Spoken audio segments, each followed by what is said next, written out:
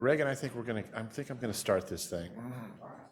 All right, we're gonna get started, even though people are still filing in. But you know, people don't file in until you get started. There's a chicken and egg thing going on here. So we're gonna get started, and we're gonna get started with my colleague and good friend Reagan Waskom, who is the director of the Colorado Water Institute and chair of the CSU Water Center. So he's got a center and he's got an institute.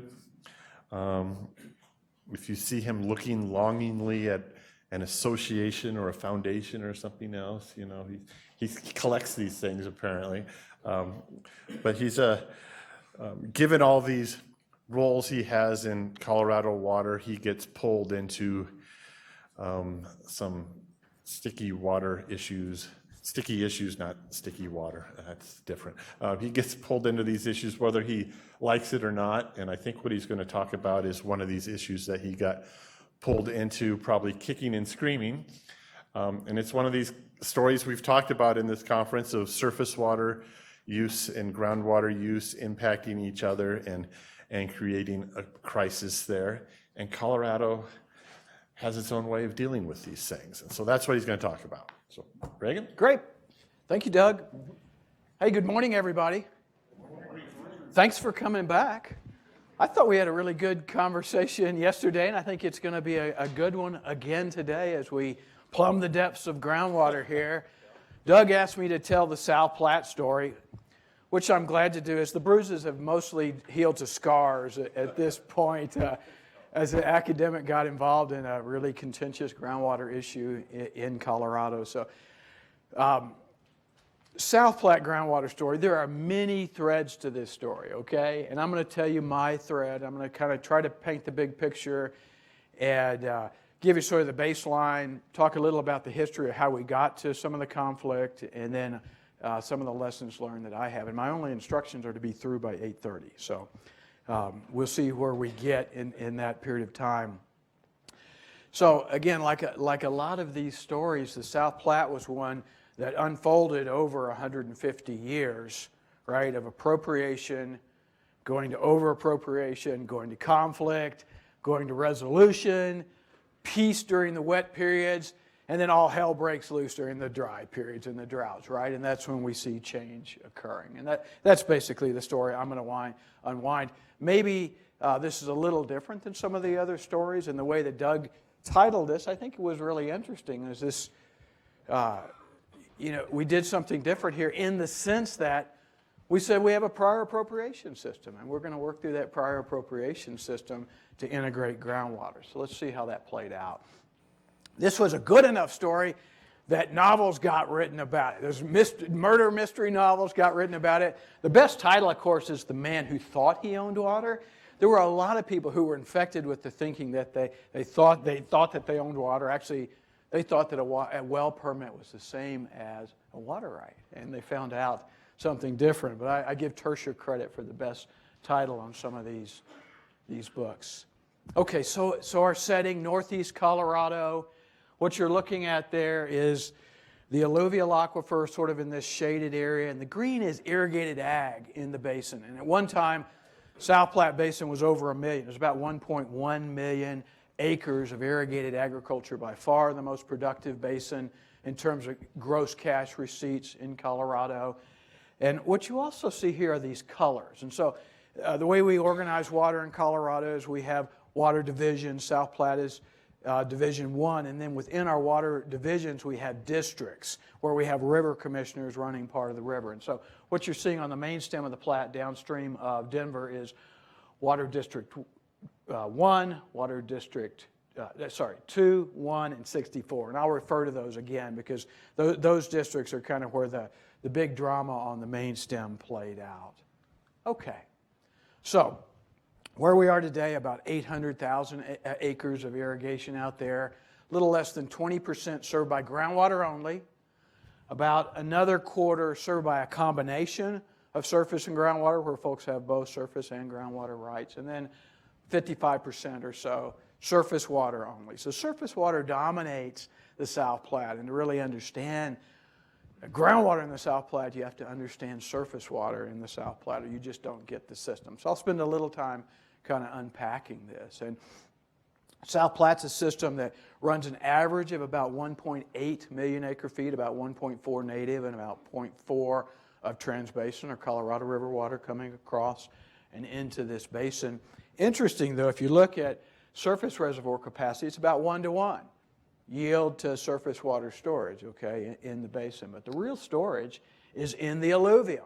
Main stem storage, over 8 million acre feet of storage there. Tributaries, another 6 or so. That's a lot of water. And that water really was built up over time as we diverted water out of the river, through the canals, to the benches, inefficient canals seeping, inefficient irrigation seeping, and building up that groundwater level. And then basically we changed this river system to one that was intermittently gaining and losing to a system that was a gaining stream most of the years, with the exception, of course, of very high water times. And there's some exceptions to that. But it became a return flow dominated system. So I said we had 1.8 million acre feet of run. There's about 4 million acre feet of perfected rights.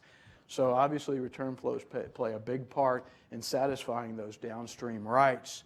And, along the Platte, the main stem of the Platte, there's 56 major canals like this one that come in and they sweep their water rights off the system. And in a number of cases, they dry up the river, and you'll see the river gains within just a very short amount of time. It's a flowing river system again. And this is a map just of those major canals on the system. And you can see where those little yellow X's are. Those are dry up points, kind of historical dry up points that we see in July, August, and September on the river. There's 13 places where we kind of expect it to dry up. You're going to be portaging your canoe not only around the diversion structure, but until the river gets wet again. And you can just see that we've got this system that's dominated by seepage and return flows. And that's a really important part of understanding what happened there. We've seen that. It's a gaining stream, as I said. Okay. So that's kind of the physical setting. That's pretty quick. I got that done in 8 minutes. Now the history, okay? And we'll see if we can get it there. So remember 1859, Colorado, the gold rush, right? And we began to settle and divert surface water in 1860. And the first major canal was the Union Colony in Greeley, 1870. And that period from 1870 to 1890, very rapid expansion of all of these canals and surface irrigation systems. 1890s, we started in the reservoir building period and really built the reservoirs in the system, and then, of course, reclamation. Groundwater starts in the South Platte. In 1886, a fellow named Hurdle, he was a farmer near Eaton, digs a well, and a couple of years later, his neighbor, Mr. McClellan, sues him. So, drill a well, what happens? You get sued. Played out there in the South Platte, and the judge in the case said, well, there's no doubt you're being injured, but nobody can tell you what that injury is, and therefore no damages were awarded in that case. And we kind of went merrily on our way. Obviously, you've heard this sort of unpacked in other of the cases. Between that period of time and the 1930s, very few wells were drilled out there for irrigation, about 300 wells until the drought of the 1930s. The 30s, obviously a prolonged drought, surface water wasn't there. Folks were encouraged to drill wells, and they did. So about another 1,400 wells were constructed in the basin. That didn't really cause a lot of conflict at that time. We were focused on CBT and getting through, and people just weren't. Even though we knew, Ralph Parshall said in 1922, this is a return flow dominated system, and these wells have an impact, but surface water diversions have a bigger impact, and so nothing really happened during that period of time. This was mentioned yesterday multiple times, though, the technology of reverse rotary drilling, rural electrification, turbine pump technologies, all that came in that World War II area, and then after World War II, the technology was there for rapid expansion, but the motivation came in the 50s drought, the drought of record, right, 1954 to 1957 in Colorado, very serious drought. And that's when we saw the big well building period occur in the South Platte. And that's when we began to think that, maybe we do need to have some order to all this. And our first Groundwater Act was actually 1953, when we basically said, we're not going to let anybody with a shovel drill a well. You've got to have a permit to drill a well. So that was our first act. And then In 57, we established the Colorado Groundwater Act. So 53 was you had to have a permit to be a driller. Okay, you had to be licensed to be a well driller. 57 was you had to get a permit to drill a well. The state engineer couldn't say anything about whether there was sufficient water or injury or anything like that. You just had to be permitted.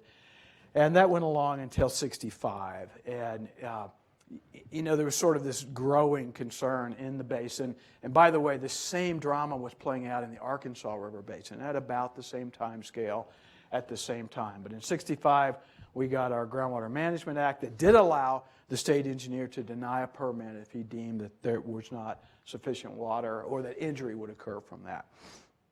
So what happened, state engineer decided to curtail some wells in the Arkansas Basin.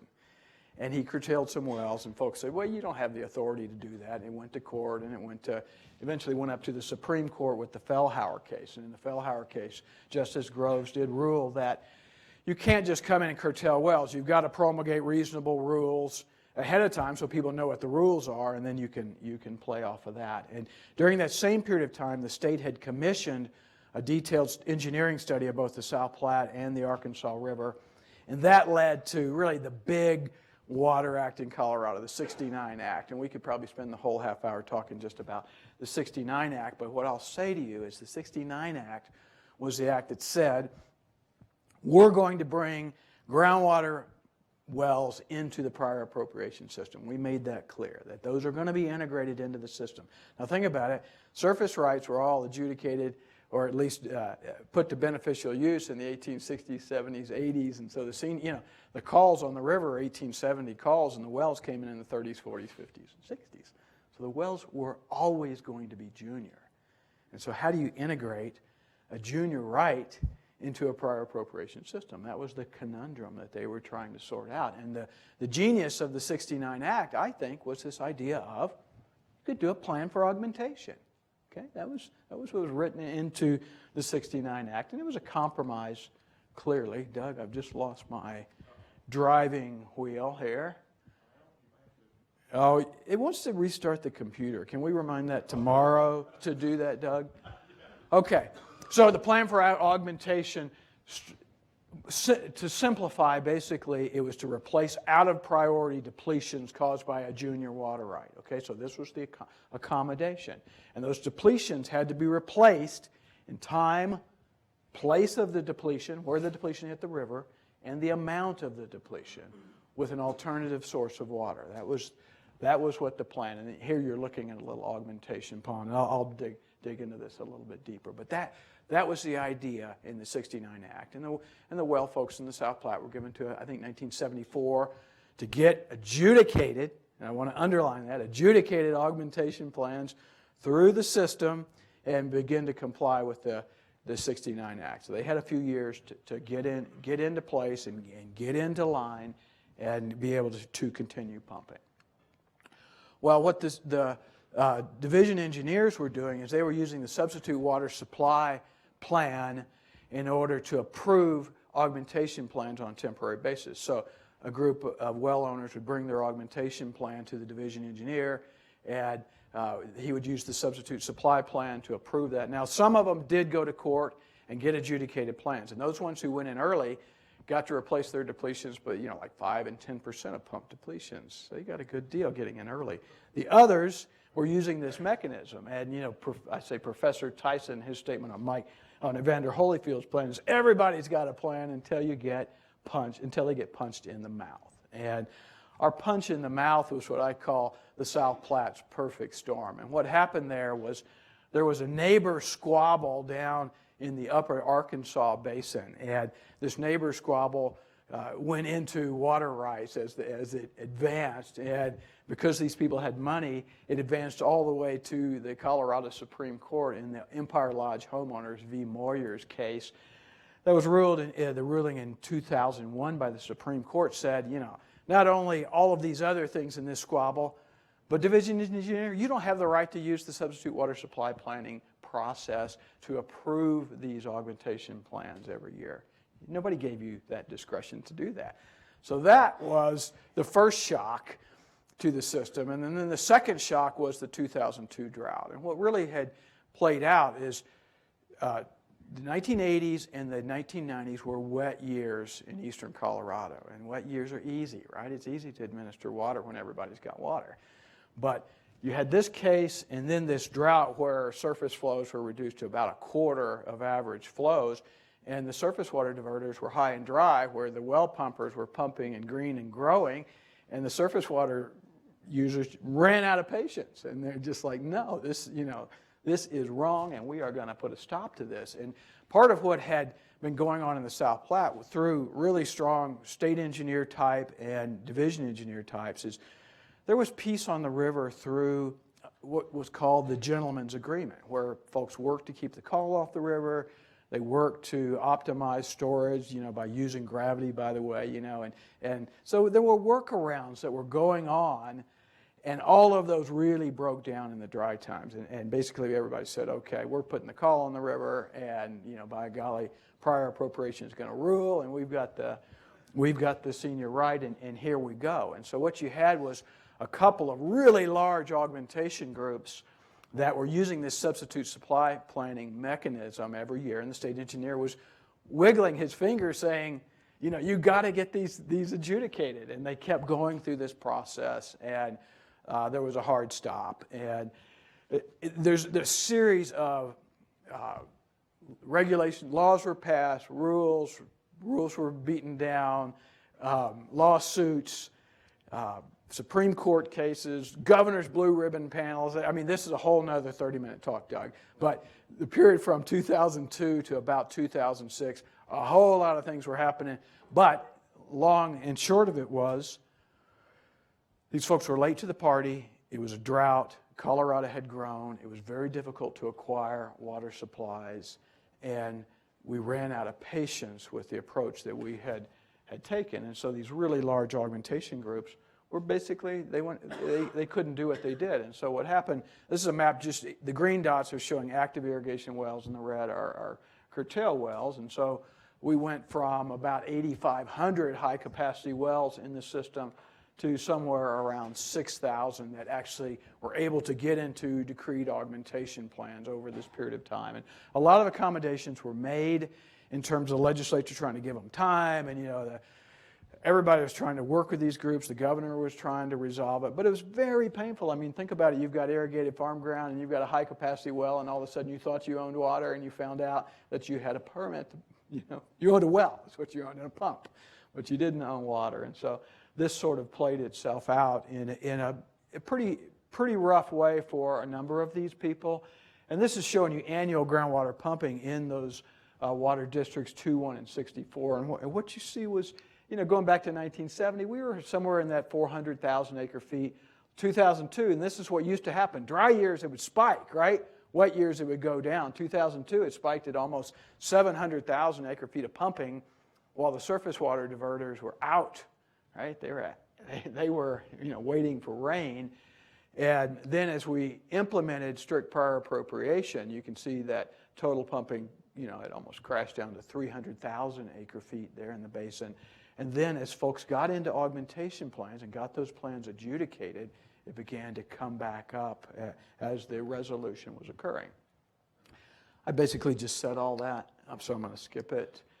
So, pretty typical augmentation pond out there in the South Platte, and you can see in the background that's the river there, and they build these ponds, and basically they've looked at what their depletions are based upon consumptive use of what's pumped, and then they figure out when those depletions hit the river, and they build a series of ponds. And it's the creativity that's been implemented by groundwater appropriationers has been pretty impressive in terms of, you're diverting either, you've changed river rights or ditch shares, or you've changed reservoir shares, or you're picking up free river water during periods of time that the river's not under call, or you're even using augmentation wells. So you're pumping groundwater to replace groundwater depletions, but you're doing that further from the river. And so a lot of mechanisms were brought into place as folks tried to work with their engineers and lawyers to sort this out. And so a tremendous amount of activity occurred in the basin. I think I'm okay to hit this slide. So basically, not all groundwater pumping is going to cause a material depletion to the river. If the river's not under call and your depletion hits the river, you're not, in a sense, injuring a senior. You may be depleting the river, but you're not injuring a senior. And so, the problem was when the comity on the river broke down, the river was under call much more. So as folks tried to work these augmentation cases, they were going to have to repay more water because the river was under call more. And oh, by the way, from 74 to 2002, water got a whole lot more expensive in the front range of the South Platte. And so the ability of ag appropriators to find and purchase water in a way that was economical to them became really problematic. And so it was really about calculating when the consumptive use fraction of your pumped groundwater, when those depletions of what was pumped hit the river, how did you repay those? And so, a good augmentation plan would have recharge near the river, recharge away from the river, might be able to dump some reservoir water in.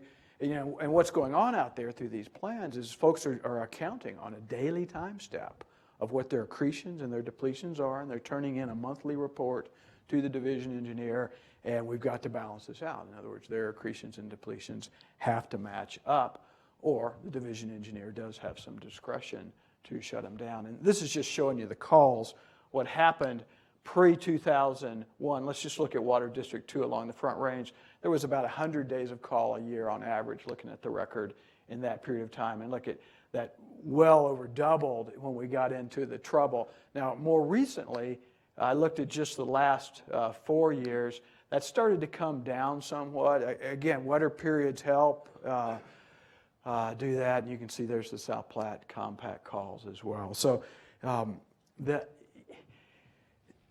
this was really painful if you were in the middle of it, and because people were losing their livelihood. But I think part of the story here is you can resolve these things. And yeah, people get hurt, but through statute, court cases, and money and will, these things work themselves out. And what you're looking at there is a map. Each one of those R's is a recharge structure on the South Platte. So we went from a couple of hundred of these pre-2002 to where there's over 700 of these recharge structures on the South Platte now, paying back those depletions in time, place, and amount. And you can see here's artificial recharge from 79 to last year. 79, there was almost no artificial recharge occurring in the basin. And you can see post-2006, when we had the hard stop, we got up to the capacity for about 350,000 acre-feet of recharge. Again, wet years, there's free river. That's when you want to grab that water and put it into recharge. And you can see there's the 2012 drought. So the idea of using free river is subject to good hydrologic conditions. Okay, watching the time, Doug. And this is just total annual diversions for the 56 major ditches, and what you see again is off-season diversions definitely increased as people were trying to manage this and get water into the system.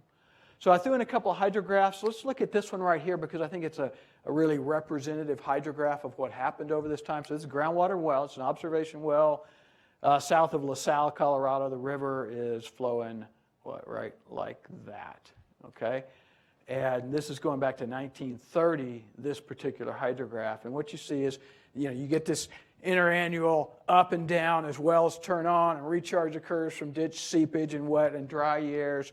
But the long-term trend, and there was a lot of them like this, if you were going to put a line through that, you had a long-term trend heading down. We were depleting the system, right? We were withdrawing more than was being recharged. You get to 2002 drought was the very low part. You curtail a couple of thousand wells and you build 500 augmentation ponds. What happens? Supply, it's a mass balance, right? It begins to come up. And in fact, part of the lesson learned, I've got a point on this, is that the courts and the division engineer weren't really looking at is this an appropriate site for recharge? And so we began to get into some problems in the South Platte. So they were just looking at, does the recharge replace the depletion, right? That was the jurisdiction that they were applying as they reviewed these augmentation plans. And so then became the next conflict on the South Platte where we were, in a sense, over-recharging in areas, and you had farmers who their wells were curtailed, and they had groundwater so high in their fields they couldn't grow the crops that they were used to growing. And they're like, I'm curtailed and I'm flooding out from groundwater. How does this make any sense? And in their minds, it didn't make any sense. It was crazy. But it was a matter of, again, we curtailed the wells and we increased the augmentation, and we didn't think about what was down gradient of that augmentation. And so that's really the adjustment that we're working on, I would say, at this point in time. In a couple of localized areas, this is just observation well trends. And I've got the rising groundwater, the high groundwater in red here. And so we definitely have some areas where we're seeing groundwater rise right now, and how that gets sorted out. Well, we're working on it through. We're not doing a very good job right now. It's still rising in some of these places, and ideas around, okay, well let's pump this out to the river, and let's spend money to. That's all being worked out. Okay, I don't have the answer to how that part of the story, but again, it's this constant adjustment, right? And that we have to keep doing in these basins, and I predict we'll have to keep doing it. So in summary, Doug. Basically, total pumping, after it all sorted out, total pumping declined by about 10%. Total number of high-capacity wells decreased by about 20%. A lot of those wells were old wells and marginal, and folks had surface rights, and they just said the heck with some of those. But there were a lot of wells where, if you look at a Google Earth map of the South Platte, you'll see, particularly in that Bijou Hill area, or Wiggins, and you'll see dried up circles out there. So definitely there were fields that you just couldn't finally get water. Days of call have increased, recharge facilities have increased, augmentation supplies have basically caught up, with the exception of along that Front Range area. It's still really difficult because the competition for water supplies is such that it's very difficult for an ag user to compete with a city for that water, and that probably isn't going to change. And this issue of rising groundwater continues. Okay, I got 2 minutes. Lessons learned. I think there's a lot of them. There's a whole series of lessons for academics poking their noses into contentious water issues in the West. I won't talk about those, but basically I pulled out 5 from this. And one is, rebalancing these over-appropriated systems can be accomplished. It's difficult. It hurts. It's painful. There has to be some external drivers to make it happen. Folks aren't going to obviously do that on their own. It's obvious that new groundwater appropriations have to be evaluated in the context of both the surface and the groundwater system. What I don't think was as obvious to us is that the new recharge has to be evaluated as well. And I think we're getting to that point as well, the appropriateness of place. You need data to manage these systems. You've got to have your wells meters, those have to be reported. You need consumptive use data. You've got to have groundwater monitoring level. You need all of these pieces of data. And by the way, it's great if they're transparent. It helps a lot if they are, and they're in a place where people can use them in order to really understand. And not only that, you need some standardized tools. You need standardized depletion projection tools. You need standardized accounting for pumping, consumptive use, return flow accounting. All of that is really needed to manage the system from a scientific point of view. And then finally, what I would say, this is an example of where we brought a system back into sustainability. That was a depleting system, and this can be done, but you need flexibility to do this. In other words, if everything's locked into an adjudicated decree and hydrology doesn't matter, or physical reality on the ground doesn't matter, then you're going to go back into these cycles of conflict and adjustment that are inevitable if you don't have that flexibility. And Doug, with that, it's 8:30 and I am done. So thank you all.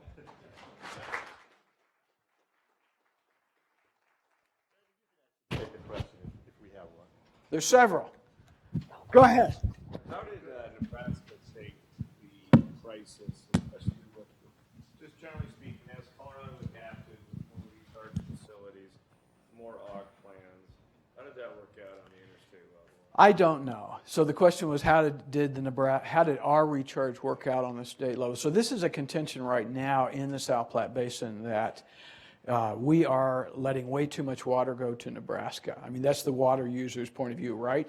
And if you think about those dry up points, and we're still putting that water down there, clearly a lot of that is groundwater return flow that's coming in and going across the state line. And sure, we'd like to put a dam right at the state line and capture all that. Whether that affected the three states agreement in particular, I'm not close enough to really have a good answer. I'm sorry, that's a great question. Do we have time for Mike's question or not? Sure. Mike, go ahead. Good job, Reagan. Good talk. My question is about resilience. This new plan, which has worked to sort of rebalance the aquifer, how much resilience is there? What if we have another 2002 drought that lasts 3 years? We got lucky this year in the Platte. We all know that. Rio Grande didn't get so lucky. So, resilience. So, I would say that surface water appropriators in the South Platte say that we have a drought plan, and that drought plan is prior appropriation, and that when we have the next drought, which is inevitably coming, if you can't augment your wells will be turned off. And so the resilience will be there in terms of, we're not going to see those kind of swings where in drought periods you way pump down the aquifer. Now that flies in the face of the idea of conjunctive use, right? Where you pump when it's dry and recharge when it's wet. So what I would say, Mike, it depends whether you're talking about resilience from an ecological point of view or from maximizing beneficial use in the basin. And there's an argument to be made that we're not maximizing beneficial use, but I would say that it depends which side of that argument that you're on. So thank you. I appreciate the time.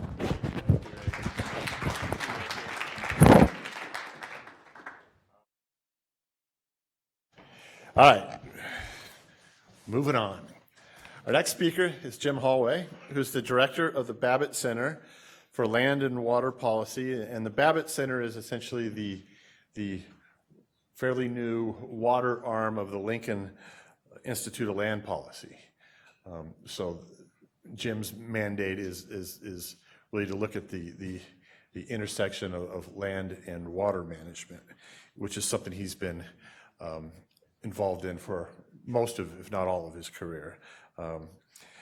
I've asked him to talk about the Arizona Groundwater Management Act, and it's it's a central feature of water management in Arizona for a very long time, since 1980.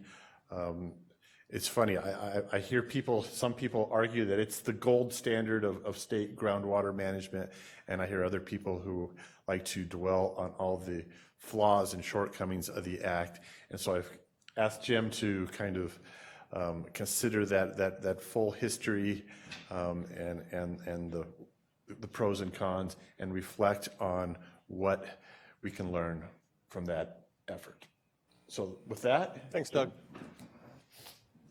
And my goal here will be to finish with a little less time, and because we certainly have some people in the audience who have every bit as much expertise with groundwater management in Arizona as I do, and they may take some differing perspectives on a few things, and that would be great.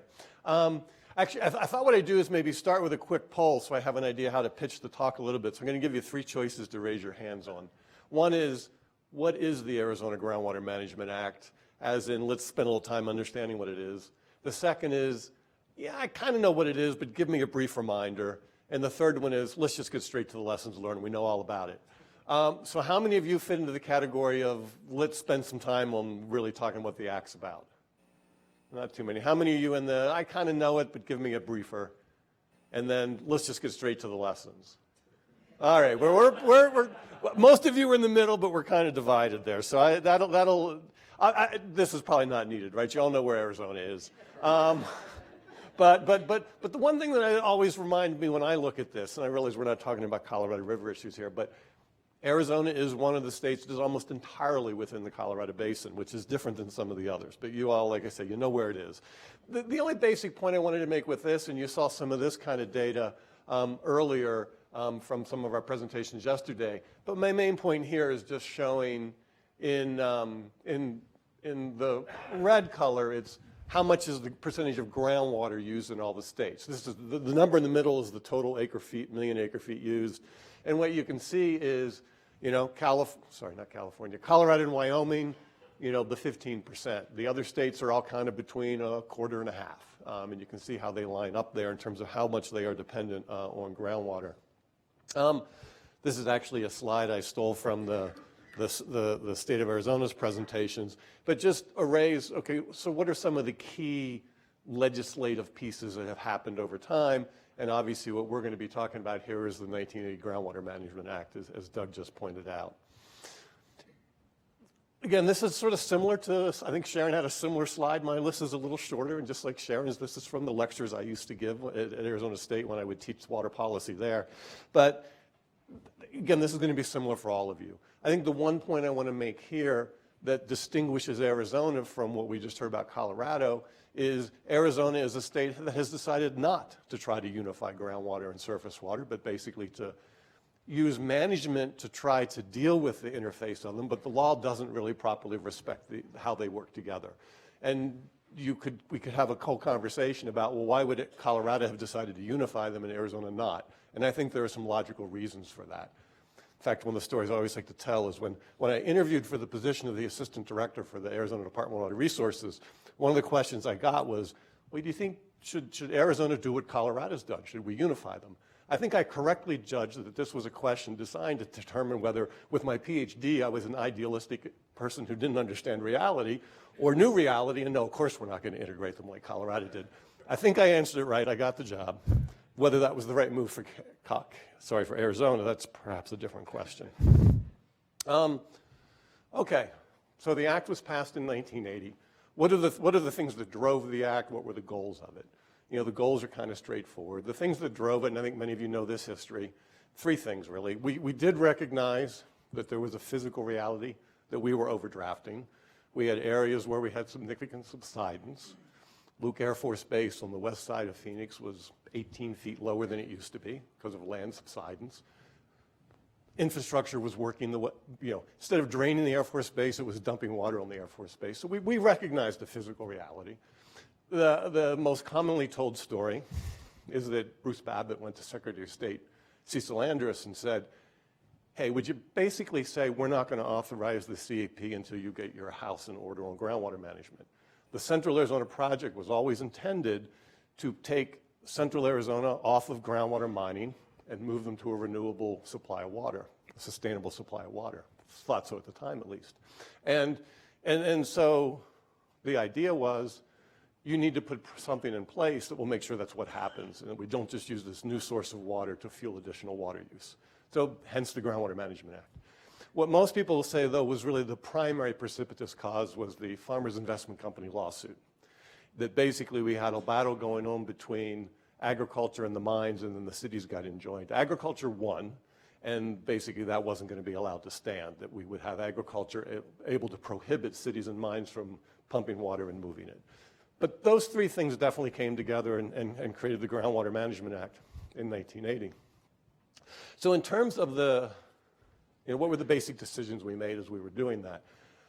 It was a very regulatory approach. I think it surprised many people then. It surprises people today. You don't think of Arizona as one of the most regulatory states, but it was a heavily regulatory act.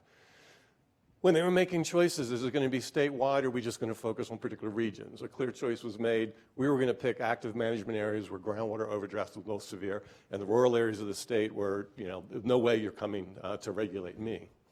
Once we decided it was local, who's going to control it? So you did create advisory boards, but it clearly was controlled by the state. They're a very weak advisory board. It's a state-run program. As we've mentioned, we kept the dichotomy. And then I think a typical thing you do with most acts like these is the politically best way to get them in is you grandfather the people that are now and you regulate the new people who are going to come. And by and large, that's the approach we took, and clearly there are consequences for that. The structure of it was a few provisions that I'll briefly look at statewide. Then we created these things called irrigation non-expansion areas, and most of what we'll talk about is what was done in the active management areas. In terms of the statewide, at the time the act was passed, things have evolved over time, but really all we had when it was passed was the first two. You had to, if you're going to drill a well, you had to get a notice of intent. It was a shall issue permit. It was a permit, but it was a shall issue that you got. And there were adequate water supply provisions adopted in the 70s. These were during the era where people were selling, in the winter you'd sell swampland in Florida, and then you'd sell water in Arizona you'd sell land in Arizona with no water.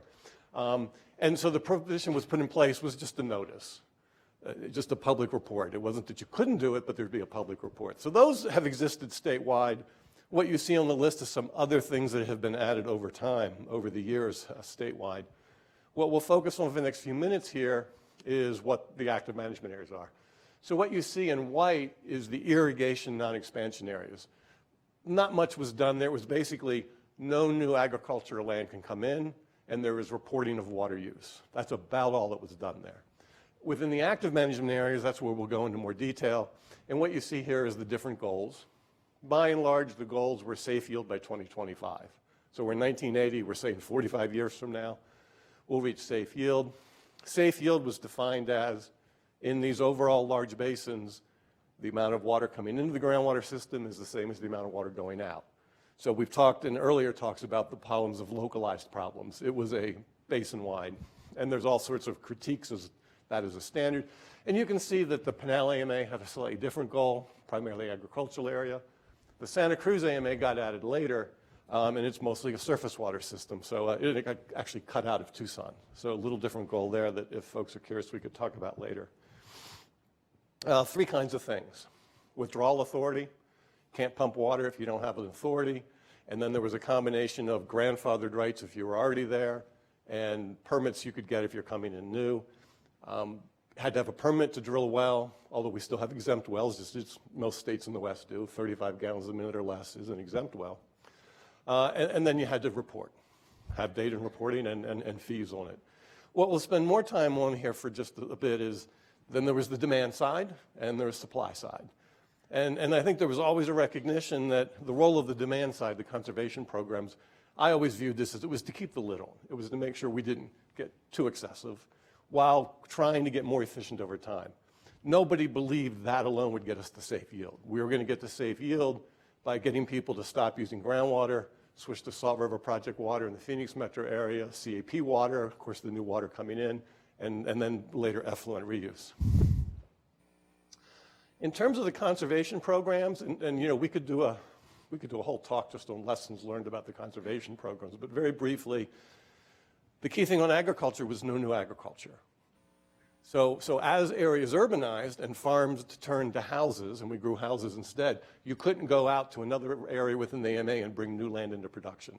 So over time, you were going to see ag go away, and that water moved to development. That was a basic model of it. The other thing you had was, you showed your crop history between 1975 and 1979. You were guaranteed you could continue to grow the crops you grew during that period, but we would expect you to get more efficient over time. And eventually there was a lawsuit. Well, I guess we never actually went to a lawsuit. We had ongoing battles, and eventually we settled, and Dave Roberts and I could go back and forth quite a bit on how this all played out. But in the end, it went from language that said maximum conservation considering economic issues to 80% efficiency was the standard that was put in the statute. But then we also created a best management practices program where you could get out of the quantitative program. On the municipal side, it started with a gallons per capita per day. That program is still there, but then eventually they added a best management practices program, and then eventually we added another version of that best management practices program, and we moved most of the small providers into that best management practices program, since particularly the private water companies, the quantitative program didn't work as well as you will do the following things, which was much easier to get the Corporation Commission that regulates water providers to allow them to recover costs for. There was always an ongoing battle between the State Water Agency and our Corporation Commission, which is an elected office in Arizona. But one of the things that maybe we talk about later here that's interesting is, you know, in general, the theory on regulations is performance standards are much better than prescriptive. Instead of telling people what to do, give them a target and let them figure out how best to get there. Well, in Arizona, the progression has been we started with the target, and when people had trouble meeting those targets, we moved to the more prescriptive programs.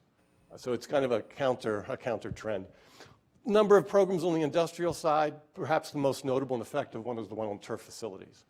You know, if you come golfing in Arizona, if it's a newer course, you're going to have to be a decent golfer if you want to hit the grass, because they don't give them a whole lot of water. And that is probably one of the more effective programs. And actually, one of our Babbitt Center activities we're taking on now is a project we're calling Zombie Golf Courses. What to do about the golf courses that aren't going to make it in the economy because we built too many of them. Well, and the dynamics of who golfs is changing as well. So that just briefly the conservation side. If we look at the supply side, there were really three main programs there. One is there were some incentives to use renewable supplies. If you're using effluent, you're allowed to use more water than if you were using surface water or groundwater. And in fact, if you can get entirely on effluent, you're probably not regulated because the groundwater code doesn't regulate effluent use, it regulates your groundwater use. Recovery program. Arizona has done a lot and is probably one of the leaders in terms of artificially putting water back into the ground and recovering it later. You know, and Reagan just talked a bit about how that's been used to sort of time flows in Colorado. In Arizona, it's been used more as a way to secure your assured water supply you have to get to show your ability to develop. And then the last one, and I think probably the most powerful tool in the Arizona programs is the assured water supply. And Ann Castle's done some recent work where she looked at all the programs across the West, and where I'll say, I think if you're in our active management area, Arizona has the strongest program in the West. If you're outside our active management area, I think you have about the weakest program in the West. Ann didn't get quite that defined about it. She just said she did give credit to Arizona for having one of the stronger programs. And there have clearly been a number of lessons learned with that. In terms of the recharge and recovery, so one of the notable things there is in the late 90s, Arizona created the Arizona Water Banking Authority. Using general revenue money, using groundwater tax money, raising revenue, bringing water into the areas when we had excess CEP water, and recharging into the ground. We were doing 400,000 acre feet a year of that. At this point, the water bank has some of it, CEP has some of it, cities, private investors have some. We have almost 10 million acre feet of water that we have stored underground through that. We tend with effluent to have an annual storage and recovery quite extensively, and then with the excess surface water, it's more of a long-term storage. The assured water supply, what it basically says is again, everything I'm talking about here is inside the active management areas. So if you're going to subdivide land, 5 lots or more, more than 5 lots, 6 lots or more, you basically have to show a 100-year supply. It can't be mined groundwater, and there is an exception. If we have time, we'll talk about the groundwater replenishment district where you can pump and somebody will replace it for you. And then it basically has to meet water quality standards. But the key here is there has to be a 100-year supply physically there. It can't draw below 1,000 feet if you're using groundwater. And if you're using groundwater, you've got to replace it if you're in one of these active management areas. In terms of, again, this is another slide I stole from Department of Water Resources presentation. And so what you see here is the green is the increasing economy in central Arizona, or actually the state as a whole. The red is the population, and the blue is the water use. So again, what you see is we've been relatively effective at decreasing our water use while increasing our population and economy. A few key points to make. The biggest cause of this is folks growing houses instead of food, or I should say crops, because it's not always food crops. But anyway, it's that central Arizona, what used to be farms is now subdivisions. That's the primary factor here. But the other one, of course, you've all seen is there does seem in recent history to be this decoupling between growth and water consumption, just as there is between growth and energy consumption. I'm not sure we fully understand that yet, but we've clearly seen that decoupling. This is almost 20 years old now, but what this was indicative of is those early years of Arizona's Groundwater Management Act. What kind of investments were being made? And what you were seeing was a recognition that cities were going to face these assured water supply rules. They had to get off of groundwater, build surface water treatment plants, take their Salt River Project water, take their Colorado River water, and put it to potable use and deliver it. And so fairly high costs that were being paid. And this is just the central Arizona cities, or the central Phoenix metro area cities. I put this together as I was thinking about the presentation for Doug in terms of taking what we've just talked about, and these aren't precise, but sort of thinking of it in eras a little bit. And so the early years after the code, almost the entire focus was on getting the conservation programs in place, quantifying folks' water rights. Who did historic irrigation? How much did they do? What crops did they grow? What are the nature of our cities? What should their gallons per capita per day standards be? Developing models that we could use of how long's your shower? How many times do you flush your toilet? How much grass do you have? How much water should you have? And those were used to derive a gallon per capita standard that the cities had to enforce. 90s started to get more on the supply side. When the code was passed in 80, It said you have to have assured water supply rules in place to make sure we won't develop without water by 1995. We got them in place in February 95, 1 month late. But the only way we could get them in place is we also at the same time, or a year before, we adopted a groundwater replenishment district. The rules as crafted would have prevented outlying developments from moving forward without a direct access to potable water. That wasn't going to fly in Arizona. We have a lot of, particularly retirement communities that were built on the edge, and they had tons of groundwater under them. So the groundwater replenishment district was created, and it is now managed by a Central Arizona project that creates its own political issues. So moving along, we got more into the banking, thinking more about statewide planning, and obviously we're now in a period where we're looking more at what are the issues throughout the rest of the state, and obviously the things we need to do to, we may have safe yield in a whole region, but this area is in trouble with too little water, and this area may have water logging. How do we balance that? And of course, as you all know, multitudes of Colorado River issues that we all need to deal with. I won't really spend too much time on this one, but just what are some of the major legislative acts or rules that along the way kind of helped create this transition? And you see the dates on some of those. In terms of how the programs have evolved over time, we talked about this first one a bit, that we started off with those targets tied to conservation potential and a more performance standard. We don't care how you get here, but here's the amount of water you're allowed to have. Here's the gallons per capita per day a city can deliver. And we know there's all sorts of controversies about whether gallons per capita per day is a good standard to use, and we can clearly get into a discussion about that. But then we moved more to these prescriptive programs, particularly where folks were up against the edge and having trouble complying. Also increased flexibility over time. One of the problems is the more flexible you make it, the more complex you make it. I mean, first time out, our assured water supply rules was a 75-page rule package. So you're getting to the point where, the more complicated you make it, the harder it is to comply, the more you need lawyers.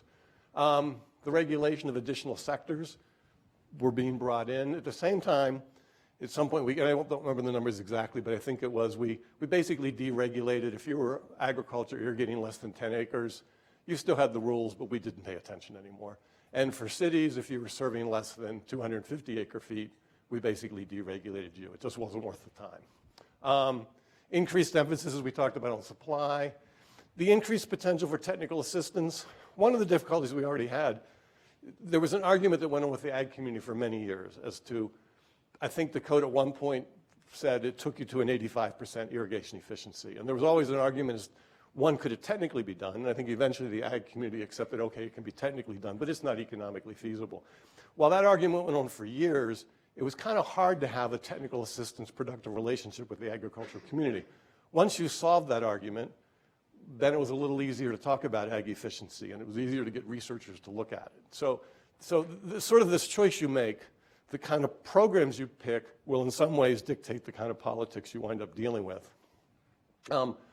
And not that we have time to do it, but that's what my little chart there gets, is the sort of different forms of politics. But other key lessons, this ability to let programs evolve over time is clearly important. One of the things that was always a challenge, though, is you got a pretty rigorous act put in place, and we could debate over time whether we have, as we've modified the programs, have we strengthened them or have we weakened them? And the answer is we've probably done a little bit of both. At times it's hard just to maintain the program you have. The flexibility to deal with fluctuations in use. Over time, both the agriculture and the municipal programs added in flex accounts and credit. So if you had some particularly dry years, you could go over by a certain amount and you'd be expected to make it up. And so you'd have a certain flexibility you'd build into it. A real key, and I think you all know this, the requirement that people report and that we monitor use over time is enormous. If you want to do data, if you want to do modeling, you can't do it without this kind of data. So that's been incredibly valuable. The enforcement authority was very important.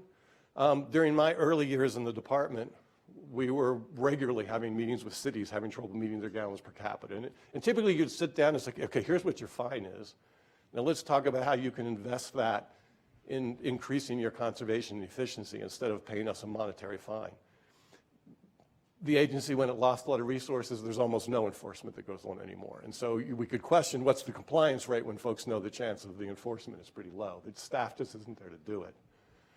We talked about the grandfathering. Clearly a key to all this is, what the private market needs one thing is certainty to make investments. And so the more you can have rules that create some certainty, the more, even though folks may not want to be regulated, they recognize that if those regulations bring a sense that I got an assured water supply, I can go to the banker and tell them I got an assured water supply, that actually is more beneficial than harmful.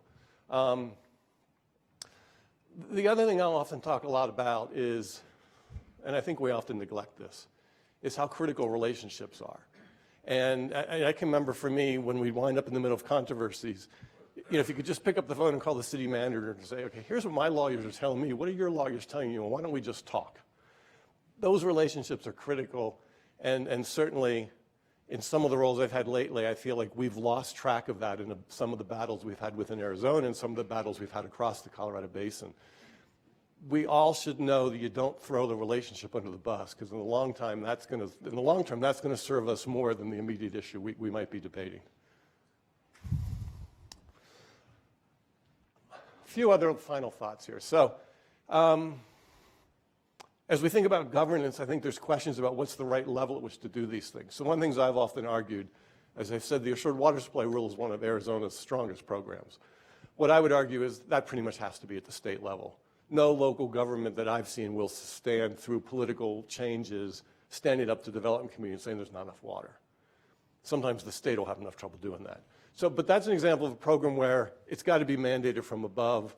It can be implemented locally, but it's got to be mandated from above.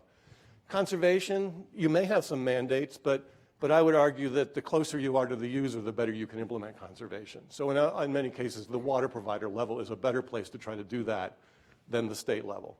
Although there was a long-term lawsuit between a private water company and the state of Arizona, where the state said, here's your standard you have to meet. And we were sued by the private water company saying, well, we have to deliver. We have no authority to make customers do that. And so that lawsuit went on for quite a while. The policy approaches, as I mentioned, it's typically, as we're managing things, we start in this area that you would Constituents like, the role of government is to enforce contracts. So a constituent service would be prior appropriation, would be an example of that. Well, eventually you get to where, we need more, right? So we start to build systems. There's dams and there's distribution systems and augmentation projects. So government spends money. Eventually that's not enough, and you get more into maybe the redistributive. So subsidized water rates for agriculture, disaster assistance. Eventually where you wind up, if you need more, is you wind up in this regulatory box. But it's sort of as you move through these chains of different approaches of programs, they bring a different kind of politics with them. When you're getting into a regulatory world, you're in a much more confrontational politics than you are back when you were doing the prior appropriation and building systems. And so you just need to recognize that. And of course, what I'll often tell people is, and be aware of the unintended consequences. When we're adopting programs, it's really beneficial to really think about, here's what we think it's going to do, but let's really think about what else it might do. And the Young's Farm may not mean anything to anyone outside of Arizona, but it's sort of putting this program in place that shows a sort of a declining ability of agriculture to sell their water right into development. And so it creates this incentive to get out of agriculture sooner rather than later because you'll get less value. But what that's going to create is an incredible pressure to change the rule. The farming community can step up and say, I'm being forced to sell my farm so my kids will have some value. You need to do your best to not wind up in that kind of situation, and you ought to be able to anticipate. So often when we take something that we think it's too hot to make a decision today, so we defer it, that doesn't usually benefit us. It's usually not easier later. I think I'll stop there, so maybe there's a minute for at least I'll just leave this up, you can look at it. This is sort of my list of what I see as some of the emerging challenges we need to deal with, and I think, you all make very similar lists probably. Or disagreement from my Arizona colleagues. Yeah. Thanks, Jim. That was great. Can you give us the quick scorecard on the AMAs since 2025 is right around the corner? I actually had 2 slides on that, and I took them out, partly because I'm not as much in the middle as I used to. So my perception has been, by and large, so if we took Phoenix AMA as an example, my view of it was, if you looked about 20 years ago, of their total water demand, about 12% of it was overdrafted groundwater, so 250,000 acre feet. When we did the projections 10 years ago and we looked out to 5 years from now, 15 years in the future. What we said at that time is we would continue to get more of the new growth on surface water, but there's very little ability to get the people grandfathered off groundwater. Really, there's no ability or no feasible ability. So the assumptions we made at the time is we would still have about a 10% overdraft, but it might be a little bit higher number. So by and large, the conclusion of 10 years ago was we made progress, but we weren't going to close the loop completely and get to safe yield, which we could discuss whether or not that might be still viable. We have a lot of groundwater under central Arizona. There are consequences. If we overdrafted too much, we were going to get these drawdowns. Some level of overdrafting we could do for a very, very, very long time. I've heard some recent statements that say that the Phoenix AMA is in safe yield now, which is why I didn't put the slide up, because I thought I need to get to the bottom of that before I put the slide up. But since you asked me, I share it.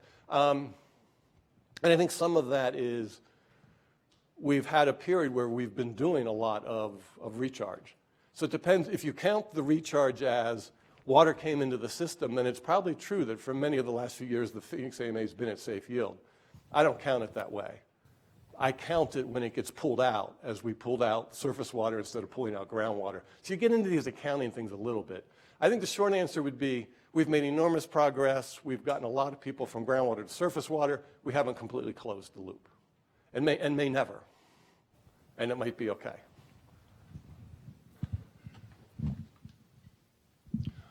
Just a quick question on the assured water supply. When they were drafting this act, why did the 100-year requirement, why does the Arizona Corporations Commission determine that rather than the Department of Water Resources? Now, it's determined by the Department of Water Resources. And I remember at one point asking someone early on, where did the 100 years come from? He said, well, back to the 1973 adequate supply rules, we were having legislative debates. And everyone said, how long? And they said, well, you know, your average mortgage is 30 years, which certainly isn't true anymore. But your average mortgage is 30 years times 3, 90, let's make it 100 years.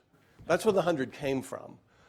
So it's obviously a bit arbitrary. But that is in rule, in statute. And it's the Department of Water Resources' job to administer it. Where the Corporation Commission comes in is if it's a private water company, they've got to decide whether they're going to let someone recover the cost. And so what they've moved towards is, as a private water company, if you have made your cost of carrying a CEP allocation or a surface water treatment plant, if you have put that water to use, you've made it used and useful, they will let you recover the cost. If you're sitting here holding a contract that you might use in the future, then they often will not let you recover the cost. So it makes it hard for private water companies sometimes to get into the game of getting renewable supplies when they can't immediately put them to use. So hopefully that answered your question. Okay, thank you.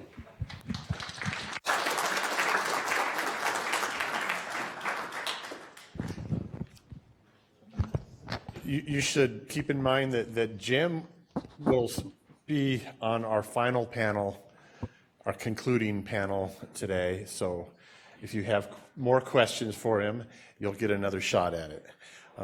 I should have mentioned that the Babbitt Center is one of the sponsors of our conference and was a sponsor last year as well, and we are very appreciative of that. Our next speaker is also from a firm that's a sponsor of our event, so again, very much appreciate that. Stefanie Morris is up next, and she's a partner with Best and Krieger, and she's going to talk about well, let me say, before she was, by way of background, before she was in her current position, she was general counsel for the state water contractors in Arizona, you know, this group of water utilities that get water from the project in California that moves water from the north to the south. And so that pulled her into all the Bay Delta issues. She also got pulled into some groundwater adjudication issues, even worked on the interstate issues involving the Truckee River. So has a lot of experience in California, and played a key role in as the state finally decided to develop a Groundwater Act, the SGMA, which is, what is this? The Sustainable Groundwater Management Act. And so it's interesting that we talk about Arizona's Arizona's program that came online in 1980, a long time ago, and it's efforts to manage groundwater and get that under control. And now California has the same opportunity, same challenge, and has the opportunity to take whatever approach it wants, given all the political constraints. So the charge to Stefanie is to talk about how that's evolving. The law is on the books, but until you actually implement it, it doesn't mean much. So how's the implementation going? What's the philosophy that's guided the development of this program? And I think that will naturally lead to some comparisons to what Arizona has done and what some of the others has done. So that's the background. So Stefanie. Thank you. I'm excited to be anywhere where people are excited to talk about groundwater. I thought the best way to sort of approach this was to give a little bit of background, and then I find that people kind of have a short attention span, but maybe not this group. So I did kind of a listicle. So I took a survey from engineers in California who are working on implementation, from lawyers, from regulators, from DWR and the State Water Resources Control Board, and I sort of compiled those into a SGMA top 5 implementation list. So I'm going to walk through that. But just kind of in the beginning, yeah, we were kind of the last. So it's our system. It's interesting hearing all these other talks, because I hear a lot of the same issues, but I definitely think water management in California from a sort of regulatory level is much further behind than most states, which I find completely ironic, since we have, just on the state water project alone, surface water, it's providing water to 25 million Californians and 750,000 irrigated acres. So the fact that we sort of can't manage our water very well is a bit problematic. So yeah, when you are a legislator and you say in your floor speech to the assembly that we should be like Texas and California, that's pretty odd, but that's what they said. We need to be like Texas. We need to regulate groundwater. So I think there's sort of a disconnect between regulation versus management, and there's definitely a lot of groundwater management going on in California prior to regulation, but we really just started to see sort of the state creeping in and trying to figure out how and what role they would play in 2009. That really was kind of the first time we saw anything on groundwater, and that was called CASGEM. Don't make me say what that means, but basically it was a monitoring and reporting, and it required certain basins, and it categorized basins based on high priority, medium priority, low priority, and the scores for how you got categorized had a lot to do with how much water was coming out of the basin, what the population was, what the agriculture was, so on and so forth. So CASGEM in 2009 is really kind of the beginning of the state saying, we're going to start looking at this. We're going to start paying attention and collecting more data on these specific basins. And just to give you a little bit of perspective, there's basically 96% of the groundwater pumped in California is out of 127 basins. So we have over 500 basins. We have about 23 adjudicated basins. So those have been actively managed for the most part since the early 50s, 60s, 70s. And we've recently had 2 groundwater adjudications. I worked in I see a couple of people in the room who've worked on these as well. The tail end of the Santa Maria groundwater adjudication, and kind of the beginning all the way through the Antelope Valley groundwater adjudication, which is kind of still ongoing. So the problem with the groundwater adjudications for managing water is they're so expensive and they take forever. So Santa Maria was 15 years.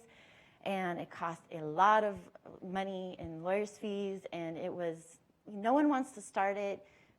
All the farmers, they file, and they're, well, you can't pump your water, and then the cities are over here, and they're like, well, we can pump water, and no one wants to actually file the adjudication, because then you have to serve everybody, and it's very costly and timely. But we have some solutions to that, so I'll talk a little bit about that. I think what happened in California is there was kind of always a recognition. I mean, the Central Valley, where it's a huge agriculture area, has had huge subsidence issues for years. And it was kind of, I think people started to realize people were really relying on using groundwater basins as a drought management tool, but not in a sustainable fashion.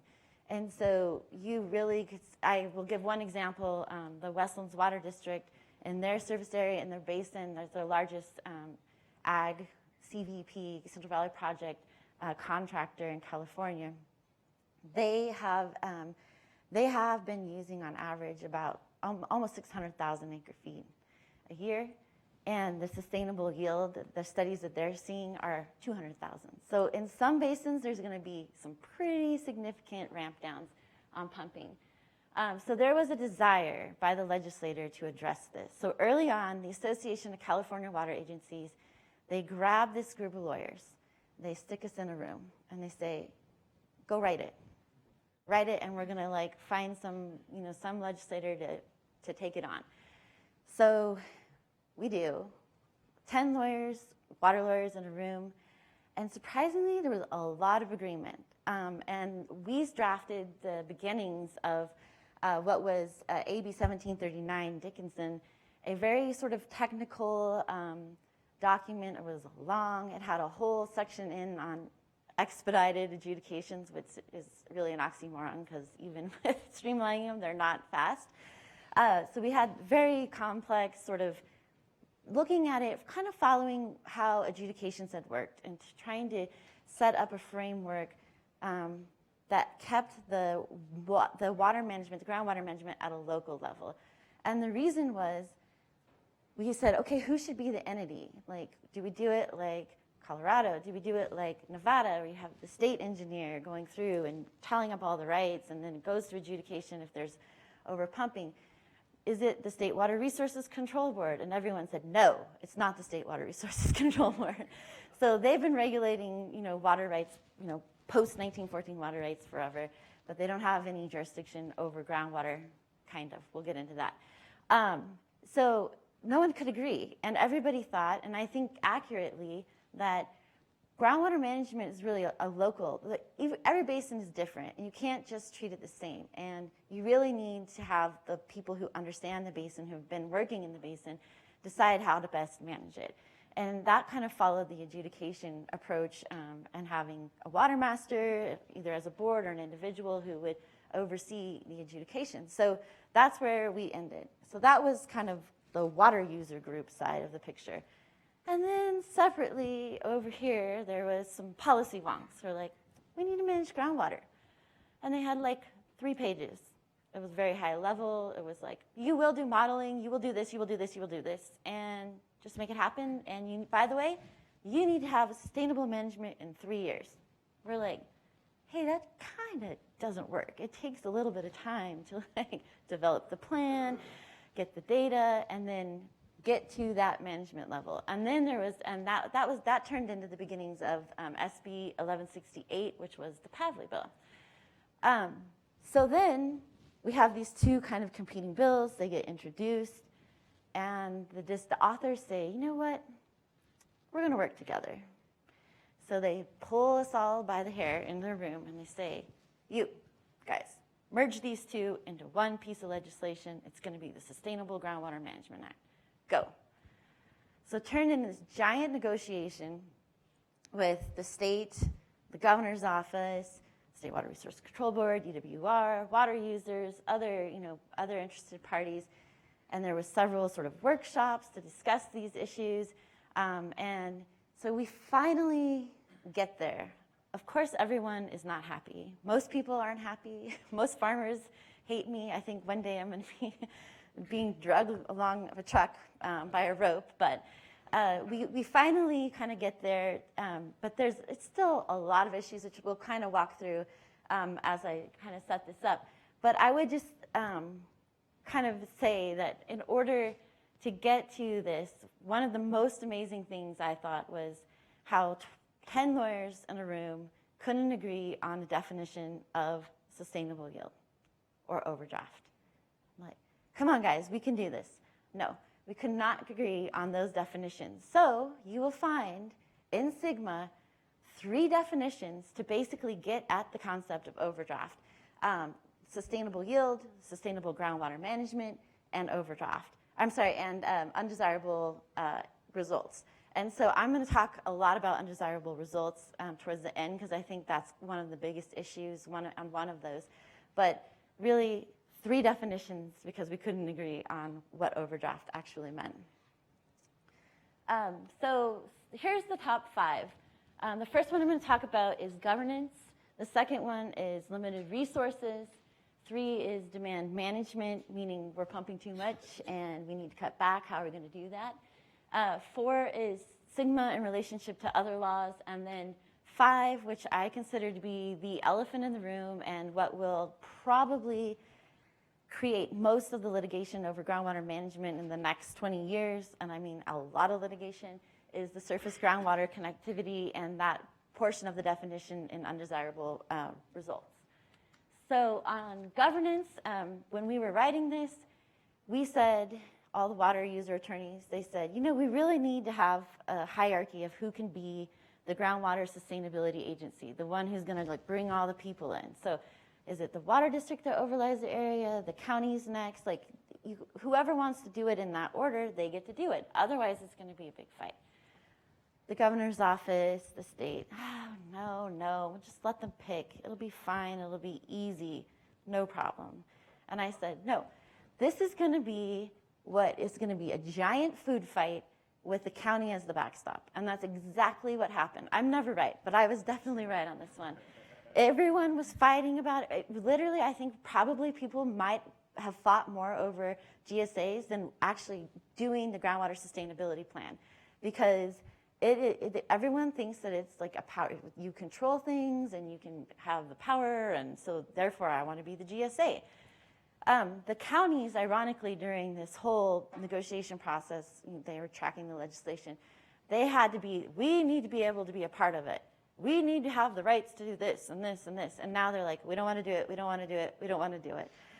Because what we were finding when we were drafting is, if you want to reach the whole of the basin, the whole groundwater basin, not one water district would cover it, maybe 2, maybe it wasn't maybe you couldn't do it. So those are the fringe areas or the white areas. And so the idea was that the county would be part of the GSA to capture those fringe areas. Some of the counties are stepping up and others are like, we don't really want to do this. So that's still been an issue. Adjudicated basins that had been adjudicated prior to the passage of the legislation were supposed to be exempt from SGMA. Well, that's really great, except for the basin boundaries were defined by DWR Bulletin 118. And for most part, those do not match the adjudicated boundaries, because the court went in and looked at, several times in some cases, different hydrologic barriers and faults and decided, those basin boundaries, they're kind of old. We're going to update them for this part. So then you have a basin, according to the department, that's not fully covered by adjudication area. And then the department was taking the position, well, if you, water master, want to take that into your adjudication, then you're subject to SGMA. Then you have to give us all the reporting data on everything for the whole basin. And everyone's like, nope, we're not doing that. So finally, last week, DWR sent out and they reprioritized, of course, because they're the state, instead of dealing with the issue head on and just saying, if it's adjudicated, you can take in those fringe areas and we're not going to make you report because it just would be better water management. They said, yeah, here's what we're going to do. Those adjudicated basins, they're no longer medium or high priority basins. They're low priority, which means they're not subject to SGMA. So you don't have to worry about it, and that's how we're going to handle it. Kind of, I think, a cheater way, but we'll take it, I guess. It's better than having to deal with the latter. A big comment I got in my survey was, and this is sort of a mechanism of the local control and then the state negotiating throughout the process. Well, if there's local control, then how do we regulate? Like, what's our role? And so the State Water Resources Control Board, which, by the way, knows zero about groundwater, because they're an agency that since 1914 has been working on surface water And we don't regulate surface water and groundwater the same. We treat them separately, as ironic as that is. So they said, well, it has to be the State Water Resources Control Board. And they're going to be basically the backstop. So in essence, if the goals are not met as outlined in SGMA, you don't have a GSP, you don't have a plan the DWR approves, you don't comply with the plan later on, then the state can step up the State Water Resources Control Board and regulate. So right now, the state is spending lots of money, training people, getting this whole team in place to enforce SGMA. And everyone's kind of scratching their head thinking, there's really nothing to enforce right now. I mean, okay, there's not a GSP. All right, then you got to step in. But no, almost every basin has put in their GSP. Nobody wants to be regulated by the State Water Resources Control Board. So that's been sort of an area of everyone kind of wondering how the state board may sort of insert themselves into this process. Early on, when DWR was developing the regulations that came from the legislation to sort of implement this all and have best management practices and so on and so forth, the State Water Resources Control Board was telling them, you got to do this, you got to do this, you got to do this. So it's been an interesting sort of dance between DWR, who everybody wanted DWR to be the agency that oversaw this rather than the State Water Resources Control Board. But of course, we had to have that backstop. And by the way, the backstop it's a temporary sort of backstop, and people can come in and essentially cure and take control back from the State Water Resources Control Board. I think the biggest thing that we're all kind of scratching our head about on the formation is there was a lot of disagreement, and I think getting people on the same page as to what are the best tools to use. Do you need a groundwater model in this basin? Can you just do a water budget? What's the best available science? What model should we use? Oh, we need to do recharge in this basin so that we can be sustainable and continue pumping at X level. Who's going to pay for it? So I think those are all questions that we don't know the answer to quite yet, but I predict will be somewhat problematic. Limited resources and expertise. Here, I think because we haven't managed groundwater or regulated groundwater, there was probably about 20 experts in groundwater that I would hire in the state of California, and now everybody needs a groundwater expert and someone to help them. So apparently now every big firm, every big engineering firm, they have groundwater expertise, but really I think we're sort of lagging behind in having that expertise. And so it's it's consultants, it's funding for the GSA and funding for projects that are necessary. We did build into SGMA some robust tools for financing and assessing parties to do projects to be able to reach sustainability goals. So we'll see how those kind of play out. And then for the critically overdrafted basins, they had to form they have to get their GSPs done 2 years earlier than the medium and low and the medium basins and the high priority basins. So those basins have only 5 years, and then they have to start managing. So they have an even more compressed time that they have to deal with. This one, again, a big one, demand management. So the very first thing in SGMA, it says you can't affect existing water rights. So not sure how you're going to reduce demand without affecting existing water rights. So a GSA has to bring a basin into sustainability, but they actually have probably no legal authority unless all the parties agree to reduce use. So this is going to be a huge issue. I think it will spur a lot of adjudications. I'm going to talk about another piece of legislation that followed this to sort of streamline adjudications if I have time. I think this is, everyone's kind of like, how's this going to work if everyone doesn't agree? And I can tell you in California in water rights, no one agrees. It really doesn't happen. But I think there is an incentive here to agree so that you can meet your sustainability goals to keep the State Water Resources Control Board out of your basin. So there's sort of this, this stick, so to speak, in the background. And then the other big issue is surface water, a lot of surface water in the northern part of the state on large reservoirs, and not a lot of water in the southern part of the state, and that's where a lot of the population is, and that's where a lot of the farming is. And so right now, under current California law, groundwater recharge in and of itself is not a reasonable and beneficial use. And in order to put surface water into recharge, you would have to withdraw it within 5 years and put it to the reasonable and beneficial use like ag, M&I. Otherwise, you're subject to forfeiture to forfeit your right. And so we've been dealing with this issue for about 8 years, and just the water user community trying to figure out a solution to that doesn't cause big issues. And I will just say, every time it's like you push in here and it pops out there, and we really can't get there. There's been several bills. We were working with the state board on a different accounting system to try to get around those forfeiture rules. And it's just difficult because I think honestly, the pre-1914 water rights up until 2 years ago during the drought, they never had to report their water use to anybody. And so what is the face value, or what do they claim their water right is versus what they've actually used is not well regulated or known. And same for post-1914. Even though those people report to the State Water Resources Control Board, it's basically been, yeah, I don't monitor it really. I planted X acres and times it by Y, and that's my water use. And so there's really a deficient amount of data to enforce the water rights system in California, which is a whole 1-hour presentation in and of itself.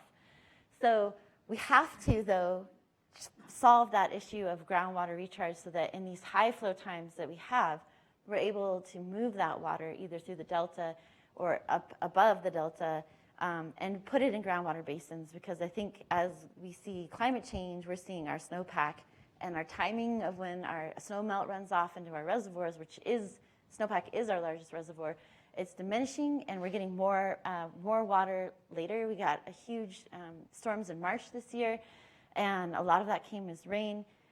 So how do we capture that and use the groundwater as a giant reservoir, essentially? SGMA in relationship to other laws. I'm gonna go really fast because I'm out of time and I want to talk about the elephant in the room. This is kind of going to be the nuclear option. I think that what we've done is, by doing all the technical work to get to the plans, you have sort of created consensus with a large number of stakeholders around that, so that when you inevitably, if you're going to reduce and can't get people to agree, if you're going to adjudicate, you at least have the technical information ready. We did pass the streamlined adjudication the following year, so I think 2014, 2015, that passed the legislature. It kind of takes away a lot of the games that lawyers play in California with adjudications. It defines what the basins are going to be so that you don't have to have a separate trial on it. It sets some ground rules for expert reports and tries to just basically take away the gamesmanship, get the pumping data to everybody, because that's when we can really start trying to solve and settle these problems. I don't know how well it's going to work. We're about to find out. The first one was just filed in Ventura County in the Los Pozos Basin last month. And then going back to the State Water Resources Control Board, their authority over surface water and how that plays, and then water quality issues. And then the last issue is the surface water groundwater connectivity. When we negotiated, this was the biggest issue, because in California, the kind of only law on the books about surface water being regulated with groundwater was the Wahala case, which said that if there's water flowing underneath the stream in a known and definite channel, then it's surface water, and it can be regulated by the state board. But what happened in SGMA is, as the last undesirable result, because the state really, really wanted it, was depletion of interconnected surface water that has a significant and unreasonable adverse effect on beneficial uses. No one knows what it means. There's no law. It seems to me a huge expansion, potentially, of state board authority.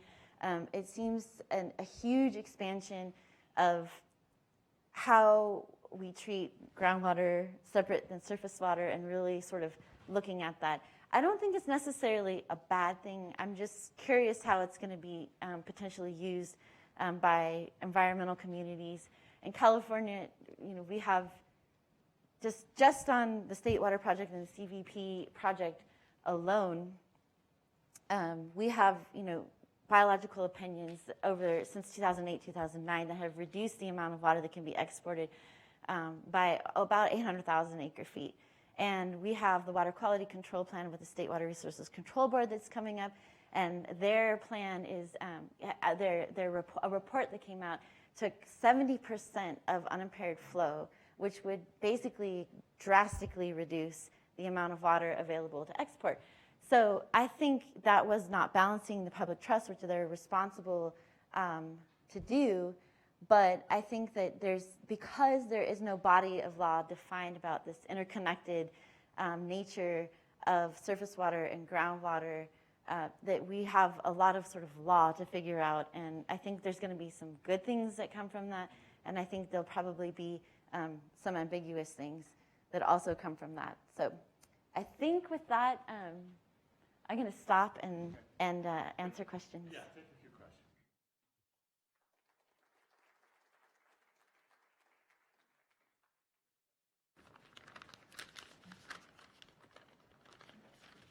Everyone wants to have a break. Okay. Thank you. I think you've got on.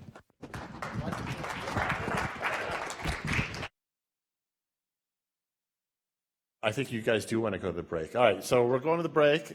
We're gonna start the next session at 10, right on the money, because the next session is very busy. You got a lot of stuff going on. So go enjoy yourself. Make a new friend.